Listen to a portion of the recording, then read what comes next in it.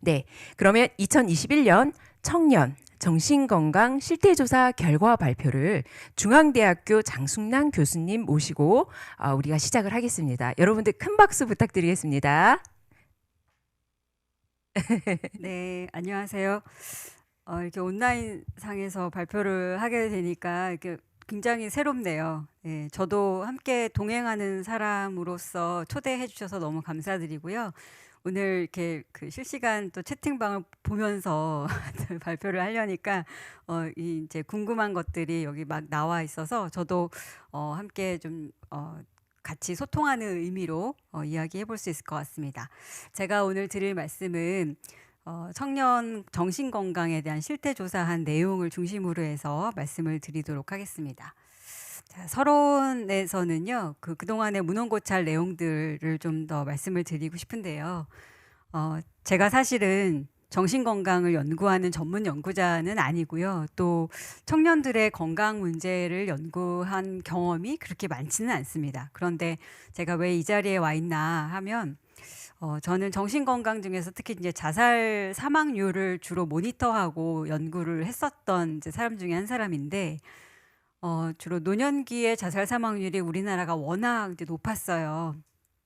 그래서 어르신들이 왜 이렇게 자살을 많이 하실까 이게 가장 궁금했고 어르신들의 자살 사망률을 낮출 수 있는 정책적인 방안들은 외국에서는 무엇을 하고 있나 이런 것들을 주로 연구를 했는데 그 과정에서 통계를 쭉 모니터하다 보니까 우리나라 20, 30대 청년의 자살 사망률이 왜 증가하고 있지? 라는 것을 발견하게 됩니다. 여기 나온 것처럼 청년 자살 통계의 적신호가 보였습니다. 20대 사망자의 54%, 30대 사망자의 39%가 그러니까 사망 원인 1위이고요. 한국의 자살 사망이 그동안 10년 동안 꾸준히 감소 추세인 것에 비하면 청년의 자살 사망률은 증가 추세인 것이 또 특이하게 보이는 현상이었습니다. 20대 여성은 2017년에 인구 10만 명당 한 9명 정도 자살 사망을 했는데 2020년에 들어서는 2배로 증가하는 양상도 보였고요. 또 그 남녀의 자살률의 격차가 워낙에 2배 정도 있었는데 그 격차가 확 줄어들어서 남녀가 별 차이가 없는 그런 상황으로 변화됐습니다.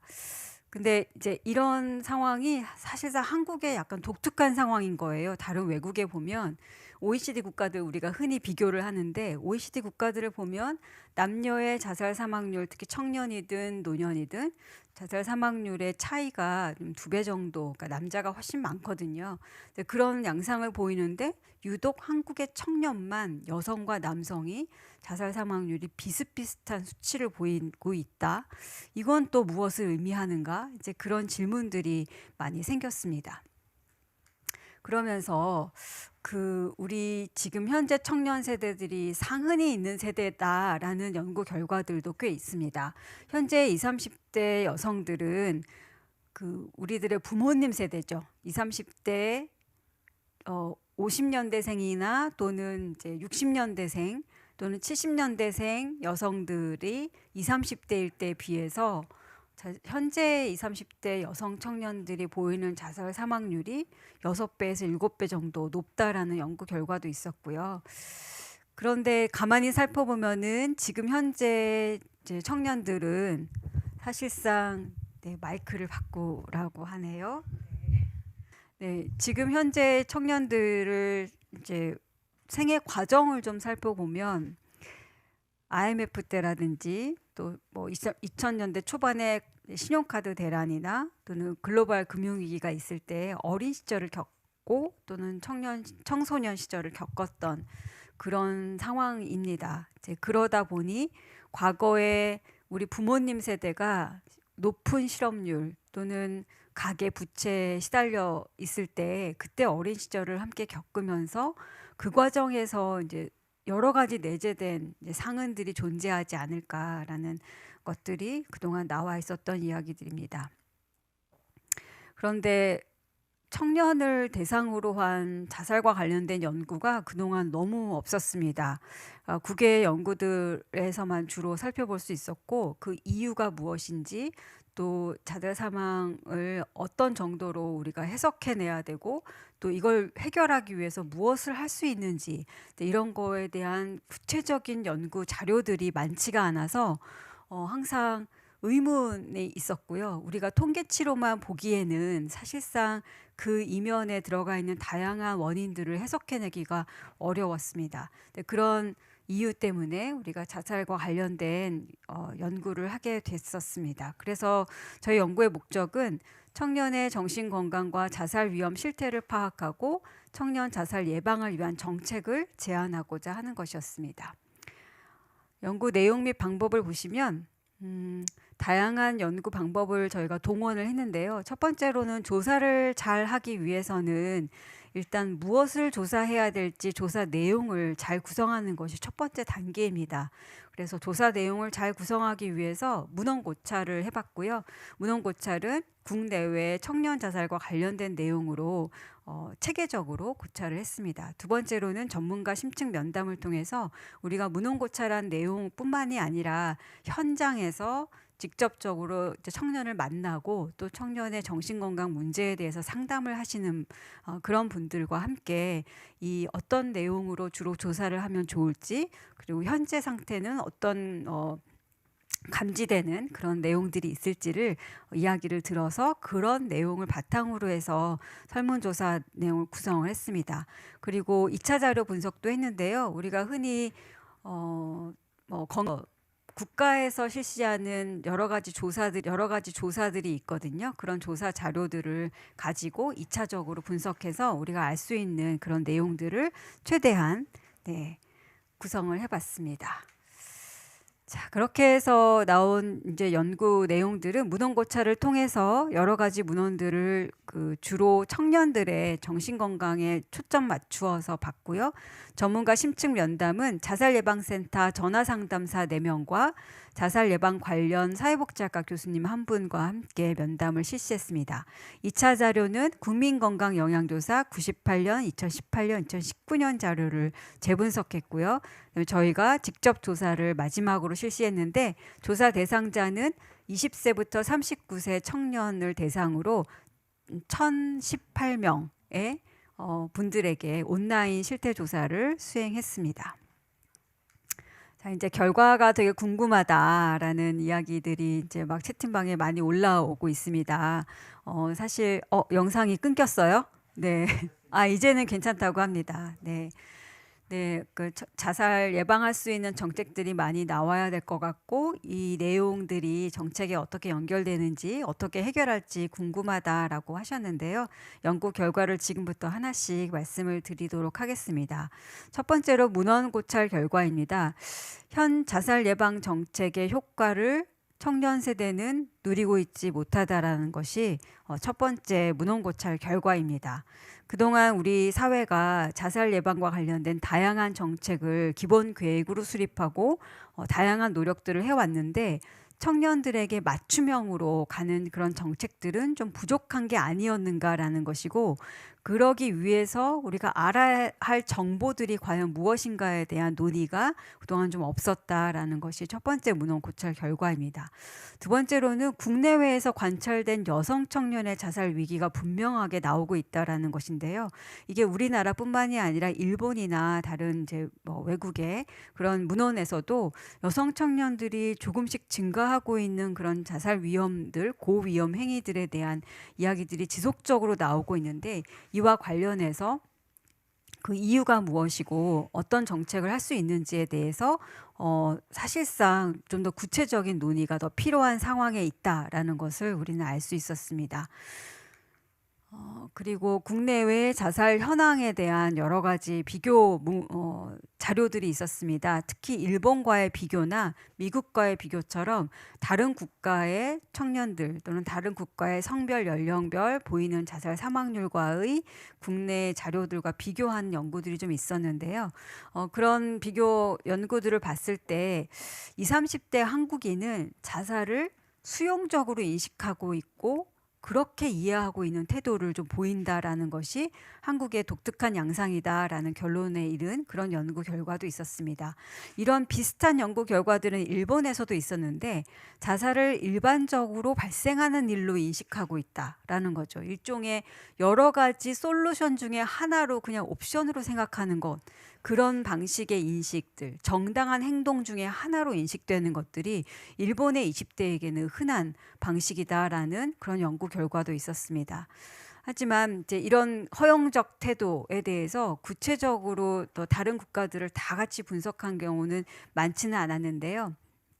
우리 사회에서, 특히 한국 사회에서 제가 좀 그 방점을 찍었던 그 문헌고찰 내용 중에 하나는, 사회 전체적인 빈곤 문제는 굉장히 중요하고 또 사회가 함께 풀어야 할 문제라고 생각은 하고 있지만, 나의 빈곤 문제가 내 개인적인 문제로서 결국 솔루션은 내가 그냥 이 세상에 없어지는 것이다라고 개인적인 해결책을 찾아나가는 방식으로 인식하는 것은 한국이 좀 더 강했다고 합니다. 즉, 나의 빈곤 문제는 사회의 문제가 아니라 곧 나의 문제로만 인식하는 경우.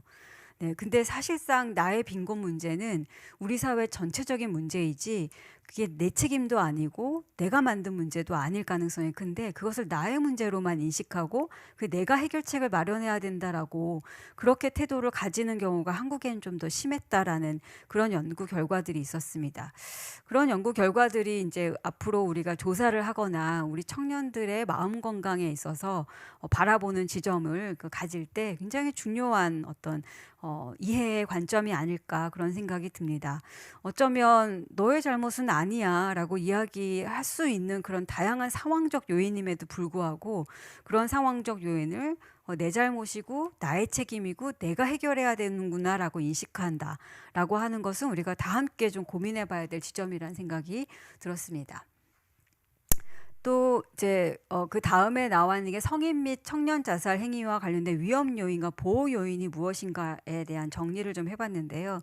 위험 요인들 진짜 너무나 많더라고요. 그런데 이 많은 위험 요인들 중에서 특히 좀 눈에 띄었던 것은 사실상 주관적인 경제 상태, 이런 것들이 중요한 사회경제적 위험 요인 중에 하나였고, 고용 형태, 1인 가구, 경제적으로 박탈된 것 같은 느낌, 내가 불이익을 받았다라는 느낌, 그리고 어린 시절의 사회경제적인 어떤 상황들, 어린 시절에 극심한 가난을 겪었거나 또는 가정이 붕괴됨을 겪었거나 이런 식의 어린 시절의 어떤 경험들, 이런 것들이 사회경제적 측면에서는 주로 나타났던 위험 요인들이었고요.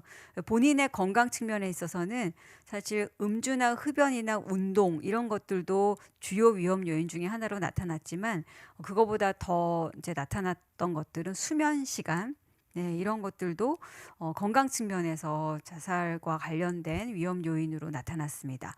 또 우울증이나 스트레스는 자살 생각이나 자살 시도와 굉장히 맞닿아 있는 거라서 이걸 요인이다라고 이야기하기는 좀 어려운데요. 이제 그런 것들도 역시 뭐 다른 연구 결과에서는 많은 위험 요인으로 나타났습니다. 심리 사회적 측면에서는 좌절된 대인 관계, 분노 조절, 자살에 대한 태도, 자아 존중감, 어린 시절 가족 관계, 주변인의 자살 경험, 차별 인식, 차별에 대한 경험, 이런 것들이 사회 심리적인 어떤 측면으로 나타났습니다.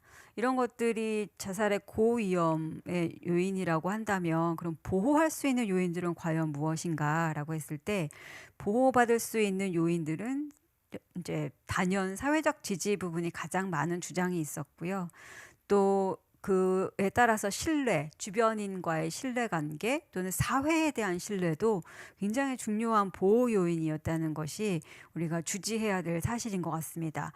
예를 들어서 나는 우리 동네에 대해서 만족해. 나는 우리 동네가 안전하다고 생각해. 우리 동네에 밤에 돌아다녀도 나는 딱히 그렇게 두렵거나 무섭지는 않아. 이런 것이 바로 다 사회적 신뢰이거든요. 우리 동네에 대한 신뢰, 내 이웃에 대한 어떤 신뢰, 이런 것들이 사실 보호 요인이라는 거죠.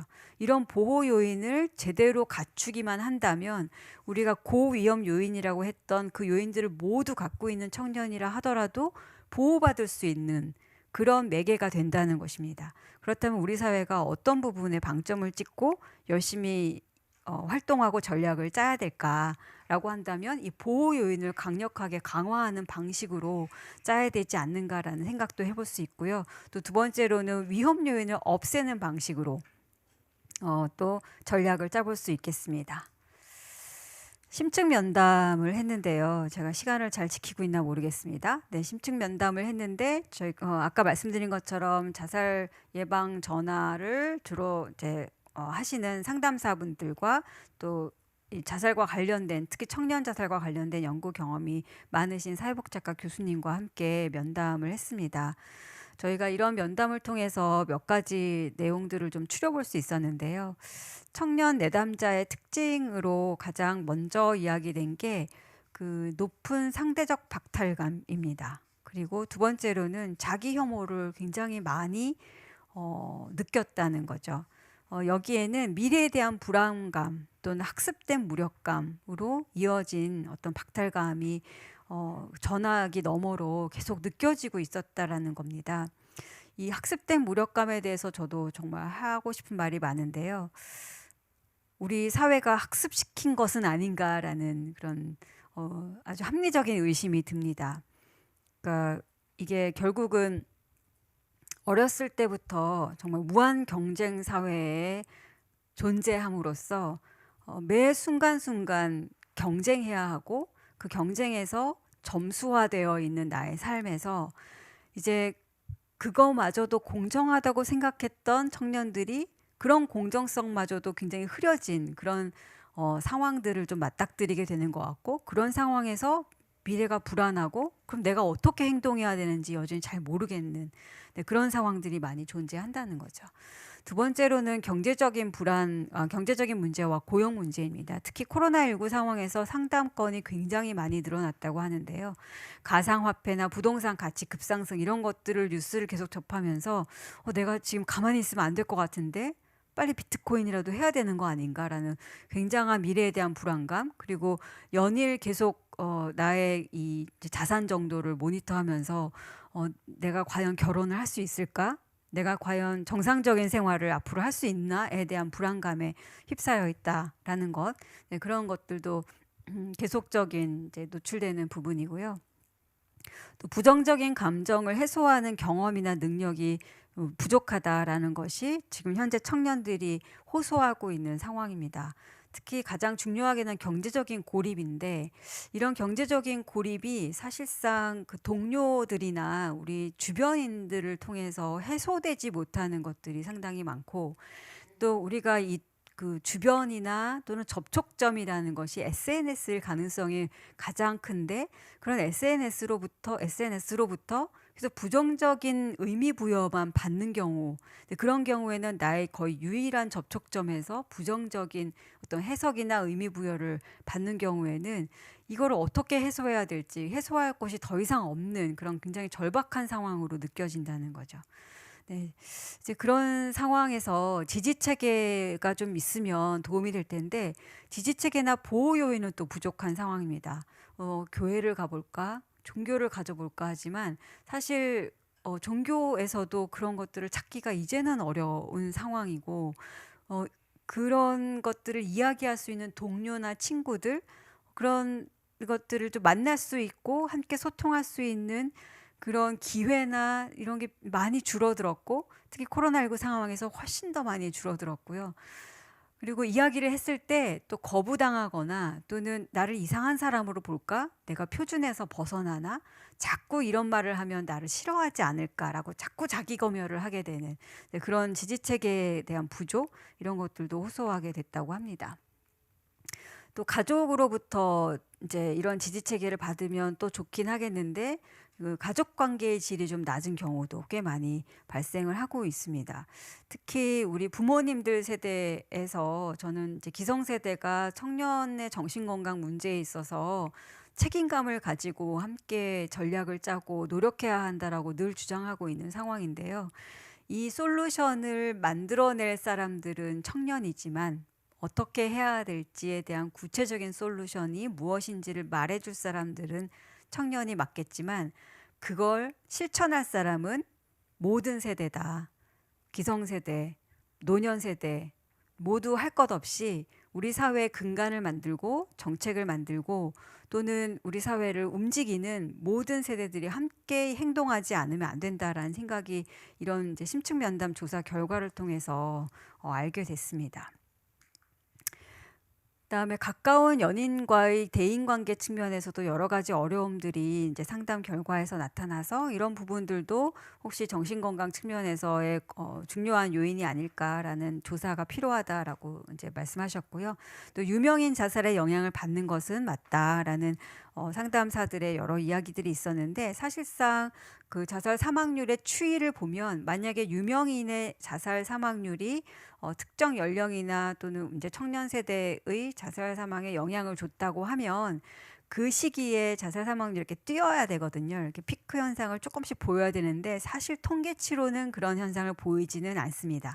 그런데 이 청년들이 말씀하신 이 상담사를 통해서 말씀하신 내용들은 정신건강 측면에서 상당히 영향은 받는다라는 것이고 그게 자살 통계치로는 사실 같이 연동해서 뛰거나 그렇지는 않습니다. 그렇다면 우리는 이거를 좀 더 분명하게 도련해서 파악할 필요는 있겠다. 정신건강에 영향은 받는다. 그렇지만 자살 사망이 단지 유명인 자살에 의해서 함께 이제 영향을 받는 것은 아닐 수 있다라는 것이죠. 그다음에 성별 차이도 우리가 분명히 알아야 된다라는 생각이 드는데요. 성별 차이는 이제 남성 같은 경우는 주로 호소되는 것이 중독이나 도박과 같은 개인적인 문제들이 많고 여성의 주 호소는 폭력의 문제, 또 연인과의 결별 문제나 대인관계, 친구관계에 대한 문제 이런 상담건들이 상당히 많다고 하여서요. 이런 결과들을 봤을 때 조사할 때에도 어떤 성별 특성들에 대해서 좀 나누어서 볼 수 있는 정도의 조사가 필요하겠다라는 생각이 들었습니다. 또 코로나19 이후에 젊은 여성에서는 육아에 대한 이야기들이 많이 이제 있어 왔다라는 것이고 육아 과정에서 남성은 경제적인 어려움을 호소하지만 여성은 이제 돌봄에 대한 극한 노동 그리고 올곧이 책임이 나에게만 주어진 것에 대한 공정하지 못하다는 인식 이런 것들이 이 안에 포함되어 있었습니다. 그래서 이 부분도 함께 조사가 돼야 되겠다라는 생각이 들었습니다. 이 내담자의 특성들 중에서 특히 한국에서 자살이라는 것 자체가 특별한 의미가 아닐 수 있다라는 것이 또 어쩌면 영향을 주지 않겠냐라는 그런 말씀도 있었어요. 예를 들어서 아이고 죽겠다라고 자꾸 말하는 습관이라든지 그런 것들 또 사회적 분위기 또는 어떤 해결 방법으로서 자꾸 숭고한 의미에서의 자살을 보도되거나 또는 보여지는 그런 상황들 이런 것들도 좀 문제로 보고 있다라고 하셨고요. 또 지역사회 자원에 대한 인식이나 접근성이 청년들이 상당히 높다라는 것에 우리는 좀 알아야 되겠다라는 생각이 듭니다. 저도 이제 대학에 있으면서 청년이 학생생활 상담센터나 이런 그 이용률이 최근 들어서 상당히 많이 늘어나고 과거에 비해서는 이런 적극적인 상담을 요청하거나 또는 구하는 그런 경우가 많아졌다라는 것을 알 수 있는데요. 그거에 비해서 인프라는 너무 부족합니다. 예, 지금 대기자 명단이 몇 명인지 몰라요. 저희 대학도. 이 대기자 명단이 있는 게 말이 안 되거든요, 사실.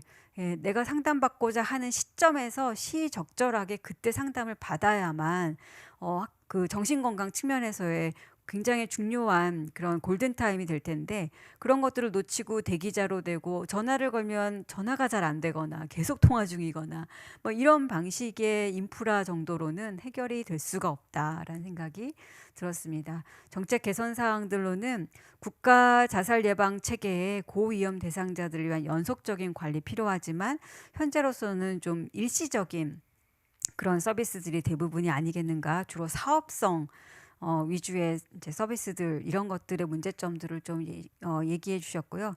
또 기존의 자살 예방 체계의 질 개선도 필요하고 또 관련된 인력의 양성이나 전문가의 양성을 위해서도 국가가 또 심각하게 알고 그 부분에 투자를 해야 된다라는 것이 이제 나왔던 이야기 중에 하나입니다. 또 현 자살 예방 체계의 접근성 향상 필요하다고 말씀드렸고요. 이 부분에 있어서는 인프라 확장이 필요하다. 또는 자살 예방 정책의 패러다임을 성별, 연령별로 맞춤형으로 갈 수 있도록 하고 보다 더 근본적인 정책들, 예를 들어 가족, 일자리, 주거 정책에서 이 정신건강 측면의 렌즈로 바라보고 그런 정책들이 과연 우리 청년들의 정신건강 측면에서 제대로 가고 있는지에 대해서 모니터하고 지속적으로 좀 볼 수 있는 그런 기구도 필요하고 그런 과정도 필요하다라는 생각이 들었습니다. 네, 너무 할 말이 많아가지고 제가 네, 이제 시간은 없는데 네, 지지 체계 구축이 필요하다 해서 좀 더 빨리 진행을 해볼게요. 네. 그래서 이제 두 번째가 기존 연구 자료들을 2차 자료를 분석했는데요. 이제 좀 핵심적인 내용만 좀 말씀드리면 2019년 국민건강 영양조사 자료를 분석했을 때 20대 여성에서 2주 연속 우울 경험률이 18%로 가장 높게 나타났습니다. 이것은 그 고령자들이 보이는 정도의 우울 증상 경험률하고 거의 동률인데요. 20대, 30대 남성에 비해서 20대 여성에서 유독 높은 우울 증상 경험률이 있었던 것은 지금 현재 20대 여성들에게 정신건강 문제가 좀 집중되고 있다라는 그런 양상, 이 부분은 우리가 굉장히 초점을 맞춰서 좀 봐야 될 필요가 있다라는 생각이 들고요.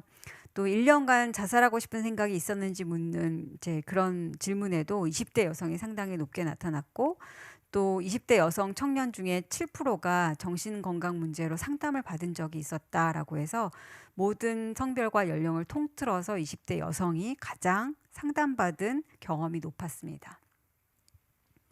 20년 전에 20대 청년보다 지금의 20대 청년, 즉 여러분들의 이제 부모, 지금 현재 이 같이 듣고 있는 여러분들의 부모님 세대보다 여러분들의 정신 건강이 훨씬 안 좋다라는 연구 결과인데요.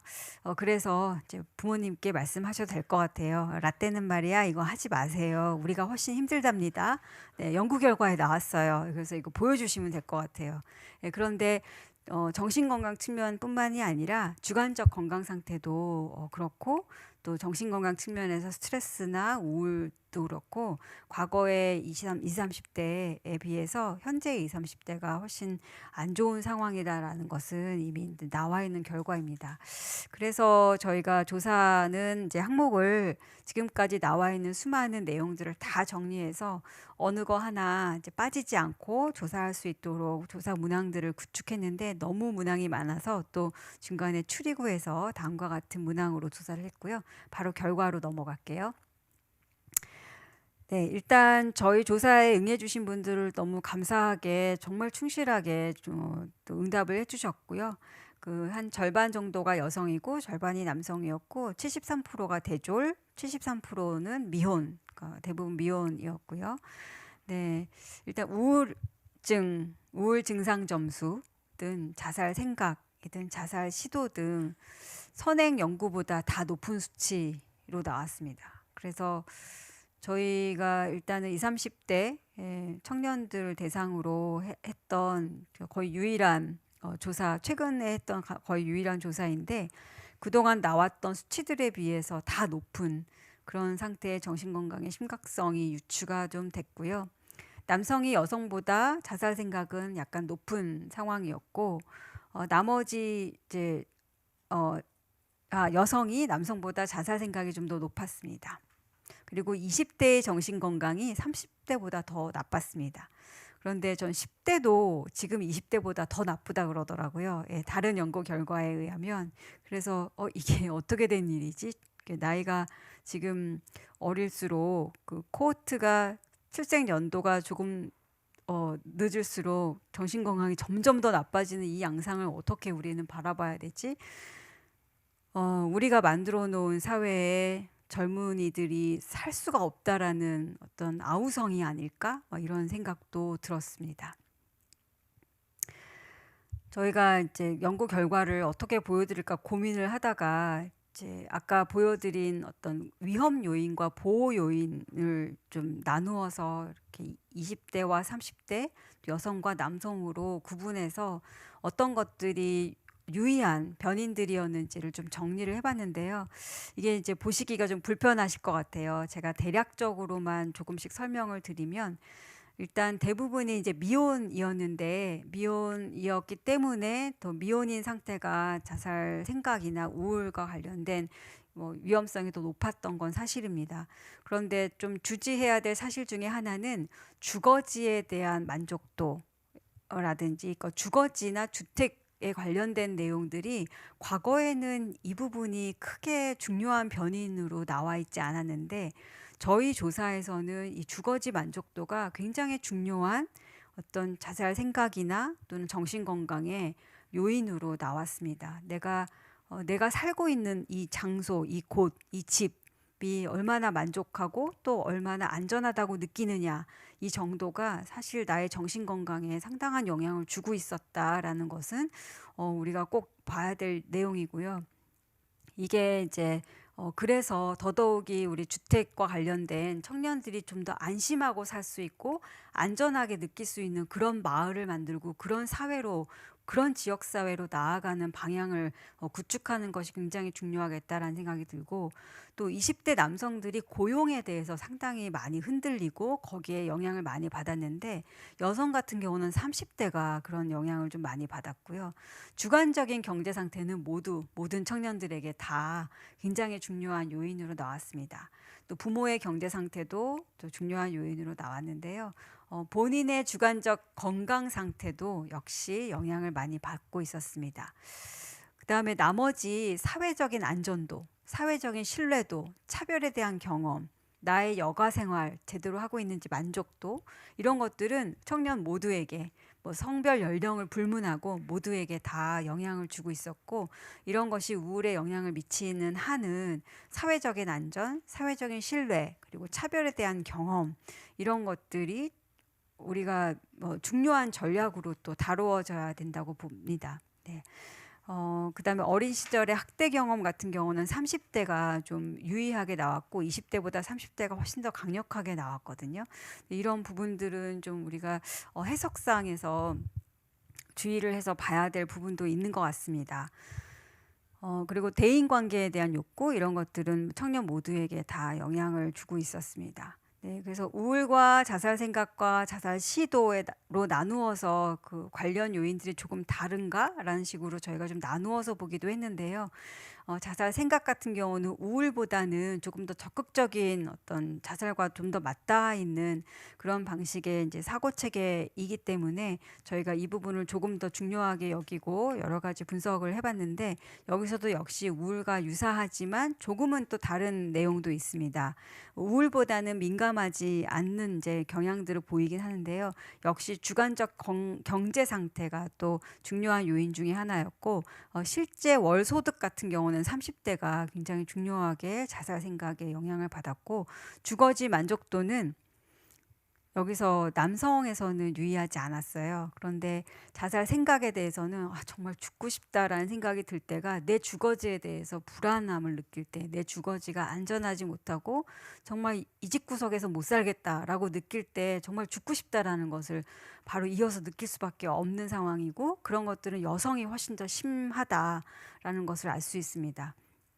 주관적 건강 상태는 다 동일하게 나왔고요. 또 스트레스나 행복도 같은 것들도 다 동일하게 나왔는데, 실제로 가족 문제, 어린 시절의 가족 관계에 대해서는 여성이 또 강력하게 나왔거든요. 그래서 남성에 비해서 남성은 이제 그 부분에 대해서는 유의하지 않았는데요. 제가 이걸 봤을 때 개연성이 있다라고 느꼈던 것 중에 하나는, 사실 그 지금 현재 50대 고독사 문제가 굉장히 큰데, 50대의 자살 사망률이 보이는 그 피크를 찍었을 때 시점하고 20대 여성들이 자살 사망률 피크를 찍었을 때 시점에 되게 유사한 방식으로 가거든요. 남성이나 30대에서는 유사하지 않는데 20대 여성만 유독 50대 남성들과 자살 사망률이 피크인 시점을 동일하게 찍고 있다라는 것은 50대 남성과 20대 여성이 뭔가 연결되어 있는 지점이 있다라는 것인데, 그게 어린 시절에 대한, 그러니까 또는 가족 관계 내에서의 여러 가지 상황들이 50대와 20대 여성, 50대 남성, 가장으로 생각하는 50대 남성과 20대 여성이 굉장히 동일하게 같은 시점에서 비슷한 정도로 정신건강에 영향을 주고 있다라는 생각이 들었고, 그런 측면에서 여성이 가족의 건강성이나 어린 시절 가족 이제 학대 경험이나 이런 것들이 여성이 좀 더 나온 부분들이 해석이 되지 않을까 싶습니다. 네, 그 비슷한 이야기들이 계속 나오고 있어서 좀 넘어가고요. 자살 시도와 자해에 대해서도 좀 살펴봤는데 이 부분은 해석에 주의가 좀 필요합니다. 왜냐하면 자살 시도와 자해에 대한 빈도가 좀 낮았기 때문에 관련 요인을 하나하나 다 해석하기에는 좀 어려움이 있습니다. 근데 전반적으로 봤을 때 자살 생각과 유사한 이제 양상을 보였습니다. 저희가 조사를 한 내용 중에는 자살 생각의 주요 원인이 무엇이라고 생각하는지 아예 단도직입적으로 물어본 것도 있습니다. 그랬을 때 20대 남성은 경제 문제, 시험, 성적, 진로 문제라는 것을 가장 많이 응답했고요. 그렇게 단도직입적으로 물었을 때 20대 여성은 대인관계 문제라는 것을 가장 많이 응답을 했습니다. 그리고 30대 남녀는 모두 경제적 문제라고 이야기했습니다. 기타란에 쓰신 것들 중에는 삶의 의미가 없다, 사는 게 버겁다, 가족이 이제 뭐 죽음이나 여러 가지 경험이 있었다, 미래가 불안하다, 외모 문제, 육아 스트레스 이런 것들도 있었습니다. 또 기타 뭐 힘들 때 내가 무가치하다고 느꼈다라는 내용도 좀 있어서 저희가 이걸 하나하나 이제 분석할 때마다 마음이 많이 아프고 어려웠는데요. 이런 문제들을 이제 봉착했을 때 사실 어디에 어떻게 이야기해야 될지 잘 모르겠다라는 그런 상황들이 기타란에 이렇게 빼곡하게 써져 있는 것들을 보면서 앞으로 우리가 해야 될 일이 참 많다라는 것도 느끼게 됐습니다. 그다음에 자살 태도에 대한 것도 이제 여쭤봤는데요. 여기서 저는 희망도 많이 얻었습니다. 그 젊은이들의 자살은 아직 삶의 가능성이 무한하기 때문에 이해할 수 없다라는 이제 질문을 했어요. 여기에 동의하십니까? 라는 이제 그런 질문들 좀 했는데요. 많은 분들이 동의를 해 주시기도 했고, 그런데 특히 20대 남성이 매우 자살에 대한 이해를 못하겠다라는 것이 좀 동의를 더 많이 했다라는 것이 좀 특징적이었습니다. 또 20대 여성은 아니야, 이해할 수 있어 라는 응답이 좀 더 많았습니다. 그래서 20대 여성은 자살을 삶의 가능성이 무한하기 때문에 이해할 수 없다 이 말에는 동의하지 않고 오히려 좀 이해할 수 있다라는 말에 좀 더 동의했다라는 것이 20대 여성이 보이는 특징이라서 이 부분은 이제 우리가 좀 다 알고 넘어가야 될 이야기인 것 같습니다. 또 자살에 대한 태도를 이제 여쭤봤는데요. 거의 모든 사람들은 한두 번은 생각했다라는 거에 동의하십니까? 이제 이런 질문이었는데 20대 여성의 동의율이 제일 높았습니다. 좀 전에 말씀드린 내용과 맞닿아 있죠. 그래서 여성에게는 자살 생각이 남성에 비해서는 보다 더 보편적인 그런 상황으로 이해하고 있는 것으로 보였습니다. 또 누군가 자살하겠다는 결심을 한다면 아무도 막을 수 없다. 여기에 동의하시냐라고 물어봤는데 남성이 여성보다 동의를 더 많이 하셨고요. 남성이 여성보다 자살은 막을 수 없다라는 인식을 좀 더 하고 계신 것으로 나타났습니다. 이제 그럼에도 불구하고 사실 70% 이상은 아니야, 난 동의할 수 없어. 즉 막을 수 있어. 라고 말씀하셨다는 거에 우리는 희망을 가질 수 있고 또 막을 수 있다라고 응답하신 만큼 막아야죠. 네, 그 막는 방법을 찾아야죠. 이런 불가피하지 않음을 또 70%는 이야기했다라는 것을 우리는 꼭 기억해둬야 될 것 같습니다. 그 다음에 자살 태도에 있어서 외로움은 자살의 이유다. 여기에 동의하십니까? 라는 이제 질문이었어요. 근데 여기서도 20대 여성이 가장 많이 동의를 했습니다. 여러분이 보이시는 그 표에서 오른쪽 표를 보시면 이번에 조사한 내용이고 왼쪽 표는 과거에 이제 국가에서 조사한 자살 실태 조사 결과이거든요. 오른쪽은 20, 30대 여성과 남성만 초점 맞춰서 이제 보여드리는 거기 때문에 그것만 보시면 되는데요. 연두색 이 막대 그래프 중에서 위로 삐쭉 제일 많이 올라온 게 20대 여성이잖아요. 외로움은 자살의 이유야라고 이야기한 사람들이 20대 여성이 더 많다라는 거죠. 네, 이 부분이 앞서 말씀드린 20대 여성들이 보이는 자살에 대한 어떤 보편적인 태도하고 다 맞닿아 있는 것으로 보입니다. 또 자살 태도, 자살은 예방할 수 있다. 여기에 동의하십니까? 라는 질문인데요. 여기서 상당히 많은 청년들이 네, 예방할 수 있습니다. 라고 이야기했습니다. 그렇다면 예방해야죠. 네, 사회적 분위기에 의해서 우리가 자살 예방은 할 수 있다라는 것, 그리고 이제 이 자살 예방을 할 수 있다라고 했다라면 그 예방하는 방법을 찾아 나가야 된다는 것, 이런 부분들이 이 조사 결과에서 바로 이제 보여졌다고 저는 생각이 듭니다. 그다음에 자살하는 사람들은 대개 정신질환을 갖고 있을 것이다 라는 질문에 대해서 한 20% 정도의 청년들이 정신질환을 갖고 있는 것 같아요 라고 대답을 했습니다. 하지만 80%는 아니에요, 동의할 수 없어요, 정신질환이 없어도 자살을 할 수도 있습니다 라고 이야기했습니다. 그것은 청년들이 생각하는 자살에 대한 동기는 단순히 정신질환 때문에 겪는 것이라기보다는 80% 정도는, 적어도 75에서 80% 정도는 아니야, 표면적으로는 그렇게 보일지 모르지만 내재적으로는 다른 많은 요인들이 있을 수 있어 라는 이야기들을 하신 것으로 해석이 됩니다. 자살 생각 시에 정신보건기관 상담을 한번 경험해 본 적이 있는지 이제 물었을 때 상담 경험은 20대 여성이 가장 많았습니다. 그래서 앞서 보여드린 것처럼 청년들이 보다 적극적으로 상담에 대한 생각들을 많이 하고 있고, 특히 여성들이 이제 이 관련된 상담 기관들을 많이 찾고 있는 것으로 보고 있는데요. 그 20대 여성은 심리상담소를 많이 찾고 30대 여성은 정신건강의학과를 주로 많이 찾고요. 남성은 자살예방 전화상담을 주로 찾았고 정신건강복지센터 같은 공공기관을 남성들은 주로 이용한 것으로 그렇게 나타났습니다. 이 이유가 무엇일까 잘 생각해보고, 또 공공기관과 또 이 상담소 또는 정신건강의학과를 찾는 그런 이 이용률들을 보면서 우리가 어떤 인프라들을 보다 더 확장해야 될지 좀 고민해 볼 수 있을 것 같습니다. 또 자살 예방 관련 기관에 대해서 알고 있는지 물었을 때 가장 인지도가 높은 것은 자살 예방 상담 전화였습니다.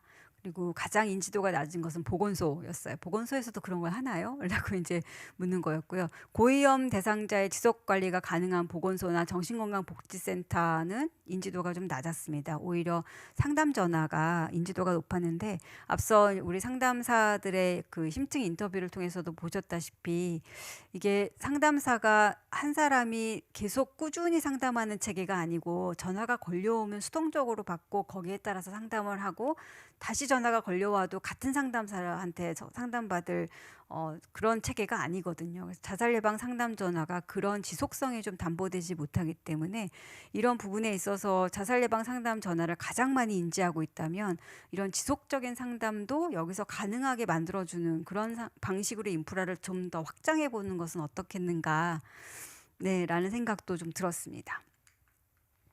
자살 예방을 위해서 필요한 정책이 무엇이냐라고 이제 여쭤봤을 때 사회보장 정책을 확대했으면 좋겠다라는 내용, 이것은 의미가 크다고 봐요.